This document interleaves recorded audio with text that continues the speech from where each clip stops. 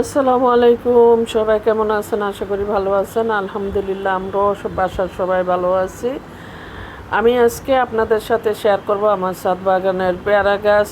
আর পেয়ারা গাছের hard pruning আমি করে দিয়েছি। সেই বিষয় নিয়েই আপনাদের সাথে শেয়ার করব। আসলে এখন তো বৃষ্টির দিন, বৃষ্টির সময়, বর্ষাকাল। এখন যদি আপনি পেয়ারা খাওয়ার পরে যদি ডালগুলি কেটে ছেঁটে দেন, তাহলে দেখা যাবে যে নতুন কুশি বের হবে। আর নতুন কুশি বের হলে ওর সাথে সাথে আপনাদের ইয়া কলিও বের হবে, ফুল বের হবে। অর্থাৎ ডাল কেটে দিলে হার্ড প্রুনিং যদি আপনি করেন, তাহলে আপনার পেয়ারা গাছে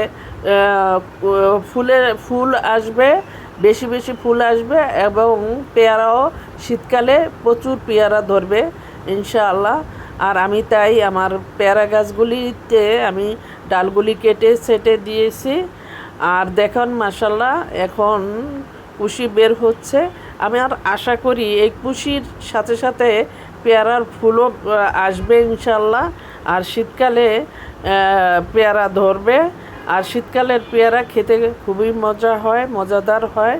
আর আমি সেই চিন্তা থেকেই আমার এই গাছে হার্ড প্রুনিং করে দিছি।